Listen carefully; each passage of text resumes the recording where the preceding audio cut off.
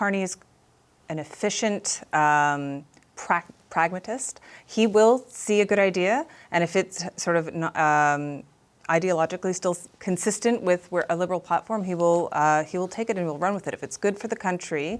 You heard that right. Mark Carney is an efficient pragmatist, according to the CBC. He definitely doesn't let his ideological beliefs get in the way of Canada's progress. You really can't make this stuff up. Welcome to the channel. If you could, please hit that like button. And if you enjoyed the video, please consider subscribing. Conservative leader Pierre Poilievre regained a seat in the House of Commons this week. On Monday, he won a federal by-election in the Alberta riding of Battle River Crowfoot. And in his victory speech, he signaled a potential shift in strategy for the upcoming fall sitting. We will work with anyone from any party. We continue to extend our hand to Mr. Carney and say that we want to work with any party to put an end to the tariffs and get a fair deal for Canada. In fact, we're proposing solutions, nonpartisan solutions, that will help strengthen Canada's hand. Well, today that collaborative tone shifted back, with Poilievre leveling some familiar jabs at the Prime Minister. Mark Carney, while he made grand promises of change, he's even worse than Justin Trudeau. Where are Mark Carney's elbows these days? He seems to have misplaced them. The incompetence that you have to have as a Prime Minister to name such terrible ministers would be laughable if it weren't so terrifying. Carney is one walking, talking, broken promise. Hearing this is exactly what we should be getting from Pierre Poilievre. His role is not to sugarcoat reality, it's to hold those in power accountable and make Canadians face the hard facts so real solutions can be found. But the Liberals just don't want to hear it. What leader of the official opposition can we expect when MPs return to Parliament? Let's talk about that with the Power Panel. Was the talk of nonpartisan willingness to extend a hand to the Prime Minister, Carney, was that post-victory glow on Monday night? Because today we're hearing a very different, or an old-style Poilievre when he talks about the walking, talking, broken promise. So what are we seeing? Who is he? The framing of this question is nothing more than a weak attempt to paint Pierre Poilievre as two-faced, rather than admit he's being honest with the Prime Minister. Like, is it just that he can't help himself, or is this a strategy that we're seeing today? I'm probably not the only Liberal whose stomach kind of lurched when we start hearing those sorts of slogans and attacks and repetitive, more of the same Poilievre. I think he can't help himself. I think it is not good strategy to go to what didn't work during the election to beat on the same horse. I think if there's ever a time to be collaborative and to work together in a bipartisan way, would be at the beginning of a mandate when there's a national crisis. He can build a lot of goodwill this way. I don't think the critiques of Carney ring as true as maybe the critiques of Trudeau did. And so I think he hurts his own credibility when he makes such, when his statements come down, they're not authentic. It did in fact work during the election, but he's battling a government that uses this company, a tax-funded fake media outlet, that flat out lies to Canadians. Sherelle, what did you think when you saw his appearance today and his speech, and then how he answered questions?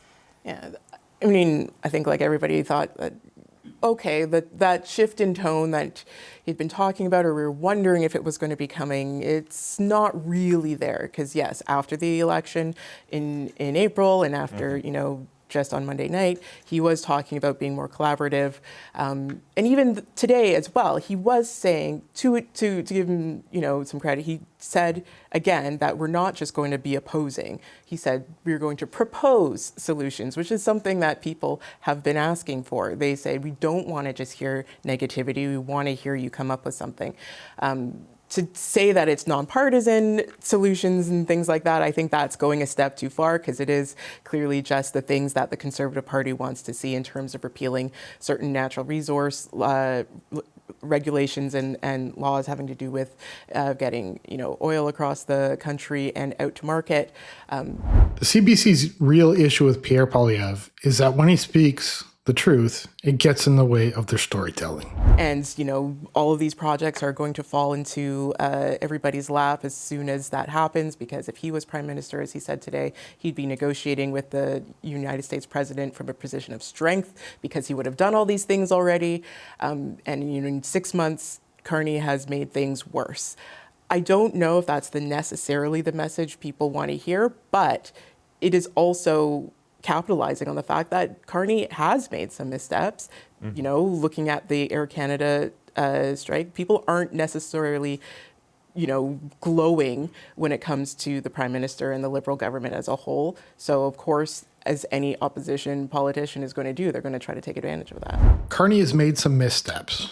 Mark Carney hasn't accomplished a single thing positive for Canada since he's become Prime Minister. In fact, everything is much worse now than under Justin Trudeau, and Pierre Poilievre needs to push that out to Canadians.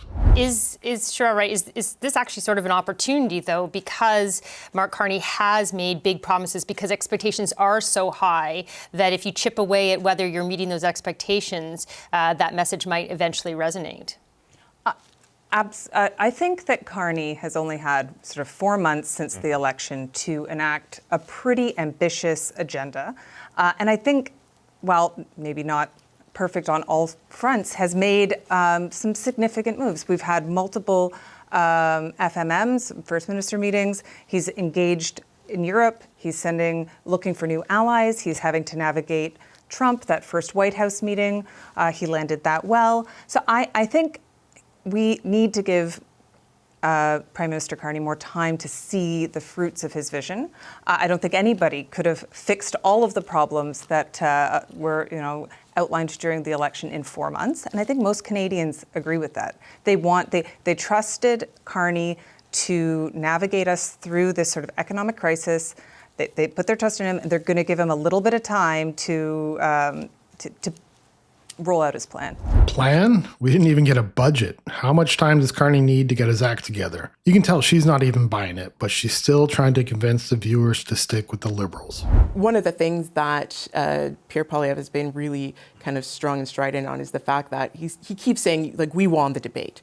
The Canadians liked our message. Ultimately, they didn't vote for the party because they had another alternative in the Liberals and Mark Carney, who said, we are going to do some of these same things. We're packaging them differently with a different messenger that people have seem to have much more affinity for.